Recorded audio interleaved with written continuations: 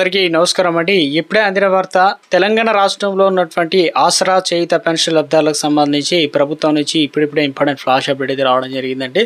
So ఆ వివరాలు ఏంటనేది కూడా వీడియో చేయడం జరుగుతుందన్నమాట. రాష్ట్ర వ్యాప్తంగా ప్రభుత్వం పెన్షన్లు అనేది అందిస్తున్నారన్నమాట. వాస్తవానికి కొత్త పెన్షన్లు ఎప్పటి నుంచి మంజూరు చేయబోతున్నారు. తెలంగాణ రాష్ట్రంలో ఇప్పటికే పెన్షన్లు అనేది మనకు ఆల్రెడీ జూలై నెల పెన్షన్లు ఆగస్టులో రిలీజ్ చేయడం జరిగింది. దాదాపు ఆగస్టు చివరి వారం నుంచి సెప్టెంబర్ 10 తారీఖులోపు పెన్షన్లు తీసుకోవాలని ప్రభుత్వం ఆదేశాలు జారీ చేసింది. కొన్ని జిల్లాల్లో ఆల్రెడీ ఆటోమేటిక్గా పెన్షన్లను పంపించేయడం జరిగింది. కొన్ని జిల్లాలు ఇంకా పెన్షన్లు తీసుకోలేదన్నమాట.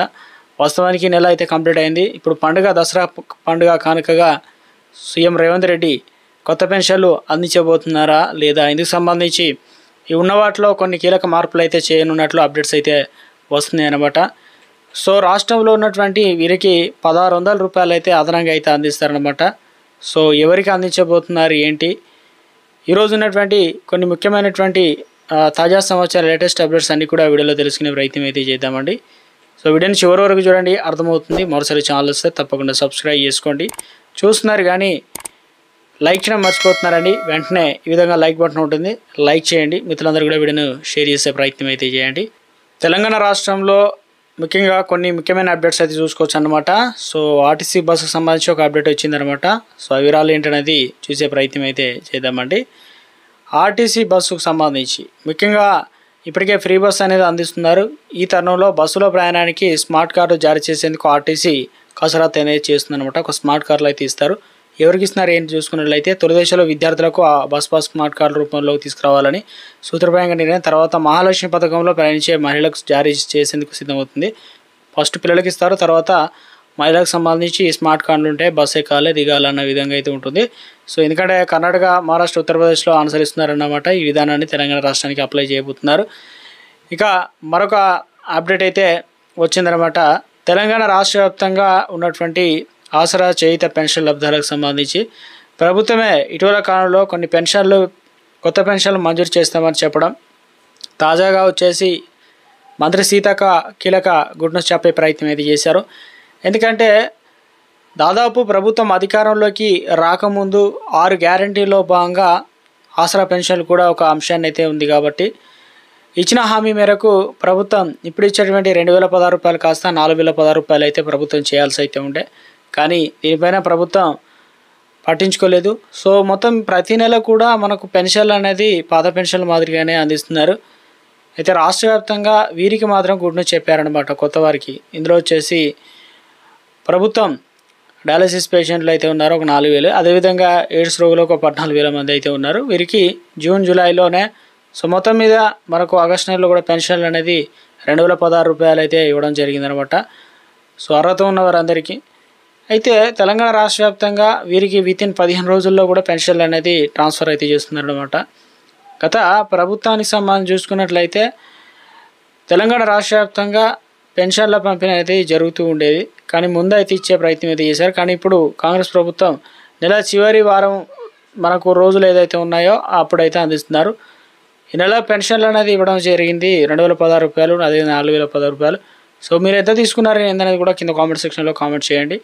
ఇక కొత్త పెన్షన్లకు సంబంధించి పెంపు అంశానికి పరిశీలించినట్లయితే వాస్తవానికి పెంపు అనేది ప్రభుత్వం అధికారంలో వచ్చిన 3 నెలల్లోనే పెంచాల్సి అయితే ఉంది, కానీ ఇప్పటివరకు అయితే పట్టించుకోలేదు. దీనిపైన మందకృష్ణ అంటే ఆ ప్రభుత్వం హామీ ఇచ్చిన మేరకు కాంగ్రెస్ ప్రభుత్వం 21 నెలలుగా ప్రజలను మోసం చేస్తుందని ఎంఆర్పిఎస్ వ్యవస్థాపక అధ్యక్షుడు మందకృష్ణ మాదిగ సో ప్రభుత్వాన్ని అయితే డిమాండ్ చేసే ప్రయత్నం అయితే చేశారనమాట. ఎందుకంటే గత ప్రభుత్వ హయాంలోనే అసలు ప్రతిపక్ష హోదాలు ఉన్నటువంటి కేసీఆర్ సైతం పట్టించుకోవడం లేదని వృద్ధులు, దివ్యాంగులు, వితంతులతో సమావేశమయ్యారు.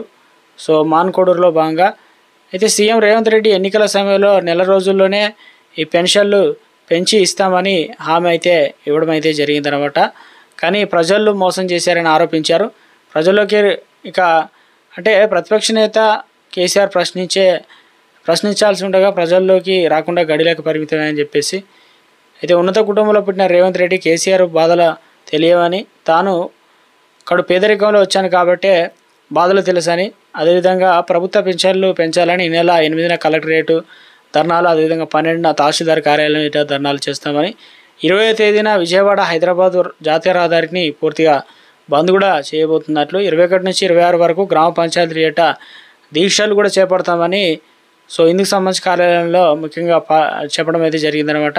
సో దీనివల్ల ప్రభుత్వం పైన ఒత్తిడి పెరుగుతుందని, సో ప్రభుత్వమే పూర్తి స్థాయిలో ఈ పెన్షన్లు అనేది పెంచి ఇవ్వాలని చెప్పేసి అప్డేట్ అయితే రావడం అయితే జరిగిందనమాట. అయితే మొత్తం మీద తెలంగాణ రాష్ట్ర వ్యాప్తంగా పెన్షన్లు వాస్తవానికి మరి తెలంగాణలో పాత పెన్షన్లు తీసుకుంటున్నటువంటి వారిలోనే చాలామంది అనర్హులు అయితే ఉన్నారన్నమాట. సో వారు చాలా వరకు తీసుకుంటున్నారు, ప్రతి నెల కూడా పొందుతున్నట్లు. దీనివల్ల ప్రభుత్వం పైన మరింత బడ్జెట్ భారం పడుతుంది. ప్రతి నెల 900 నుంచి 1000 కోట్ల వరకు ఖర్చు చేస్తున్నారు. దాదాపు ప్రభుత్వం చెప్పినట్లుగా లెక్కల ప్రకారం చూసుకున్నట్లయితే 42 లక్షల నుంచి 43 లక్షల మంది, ఇందులో దివ్యాంగులకు 4016 రూపాయలు ప్రత్యేకంగా అందిస్తున్నారు. అయితే ఇవి పాత ప్రభుత్వం వచ్చినప్పటి నుంచి అయితే కంటిన్యూగా అమలు చేస్తున్నారన్నమాట. అయినప్పటికీ పెన్షన్ల పెంపు లేకపోవడం వల్ల ప్రతి నెల ఆసరా పెన్షన్లు డిమాండ్ అయితే పెన్షన్ లబ్ధాలు డిమాండ్ చేస్తున్నారు. ఇప్పుడున్నటువంటి నిత్యావసర సరుకులు ధరలు, మందులు ఇవన్నీ కూడా పెరిగిపోయాయని, తాము కూడా డబ్బులు అనేది పెంచి ఇవ్వాలని, అదేవిధంగా కొత్త వారికి కూడా అవకాశం కల్పించాలని ప్రభుత్వాన్ని అయితే కోరుతున్నారు. సో ఇందుకు సంబంధించి ప్రభుత్వం ఒక కీలక నిర్ణయం తీసుకున్నట్లు అప్డేట్ అయితే వస్తుందన్నమాట. తాజాగా వచ్చేసి పాత పెన్షన్లకు సంబంధించి తీసుకుంటున్న వారిలో దాదాపు 2 నుంచి 3 లక్షల వరకు అయితే అనర్హులుగా ఉండే అవకాశాలు అయితే ఉంది. ఎందుకంటే ప్రభుత్వమే ప్రతి నెల కూడా పెన్షన్లో కొన్ని మార్పులు చేసింది.